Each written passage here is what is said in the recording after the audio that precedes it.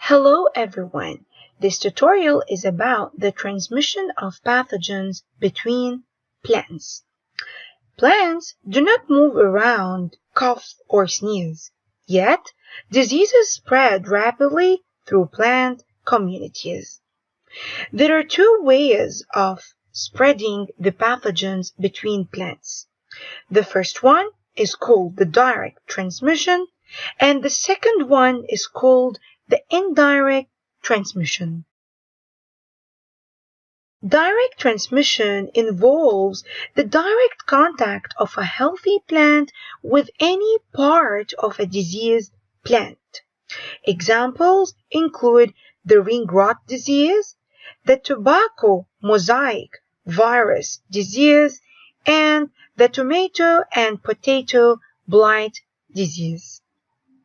On the other hand, indirect transmission can occur in two forms, either by soil contamination or by vectors. Soil contamination takes place when infected plants leave pathogens such as bacteria or viruses or even spores in the soil. These can infect the next growing crop in the same area. On the other hand, vectors such as wind can transmit the bacteria, viruses, and fungi from a plant to another. Moreover, water also can be considered a vector because spores swim in the surface film of water on leaves and hence can spread to nearby plants.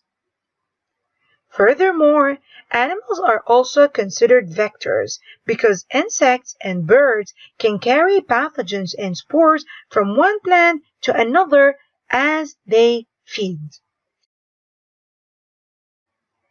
Finally, humans are also considered vectors because pathogens and spores can be transmitted by the hands of the farmers or even the poor farming practices, such as using the same equipment for both infected and healthy plants.